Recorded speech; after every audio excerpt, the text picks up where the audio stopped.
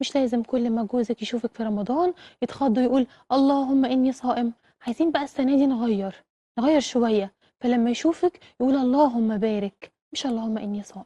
تعملي كنافة بالمسكنات وما تشتكيش ابدا، واوعي في يوم تقولي مش قادرة وخوفتها لجوزها يروح لواحدة تانية. رجعت تاني وقلبت على الستات ووقفت في صف الرجالة وطلبت طبعا الست تبقى امينة للسيد. يعني خلاص يا أمينة؟ ايوه يا سي السيد. يعني بتستغفليني وتخرجي من غير عمرو؟ ابدا يا سي السيد. والستات واخدين منها موقع ومش طايقين اللي بتقوله، بس طبعا الرجال على قلبهم زي العسل وعايزينها تزود المحبة حبة وتروق عليهم كمان وكمان. يا ترى ياسمين عز قالت للستات يعملوا ايه في رمضان وقلبت الدنيا بيهم؟ تعالوا نعرف قالت ايه والناس عملت فيها ايه. ياسمين عز نصحت الستات تبقى جاهزة تعمل لجوزها اول رمضان قمر الدين وصينية كنافة بالمسكنات او باللحمة المفرومة، لان اكيد هيبقى عنده صداع.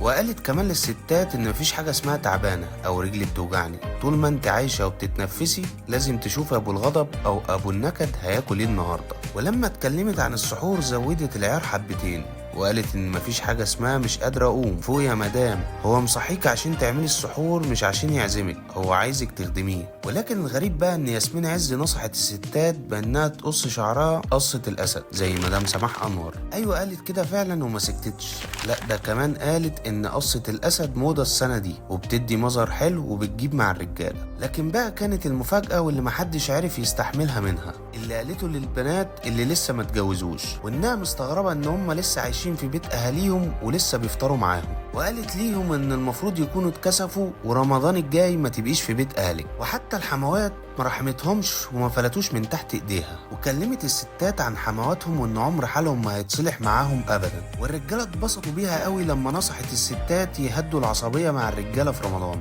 وان كل ست مش لازم جوزها يشوفها في رمضان يقول اللهم اني صائم، لا لازم يقول اللهم بارك. وقالت ليها خليكي مدندشه واهتمي بنفسك عشان تفضلي عاجباها.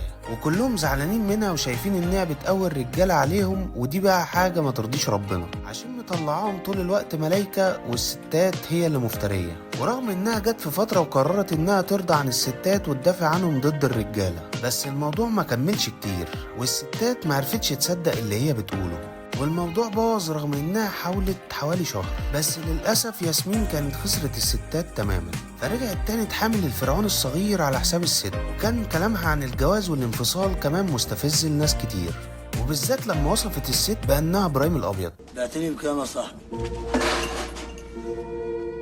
وان في ستات كتير بتعمل مشاكل في كل حته، وقالت للستات انها تتعامل مع جوزها في البيت على انه نعمه وتخاف عليه قوي لا يضيع منها. انتوا بقى شايفين النصايح اللي قالتها ياسمين عز دي حلوه ولا لا؟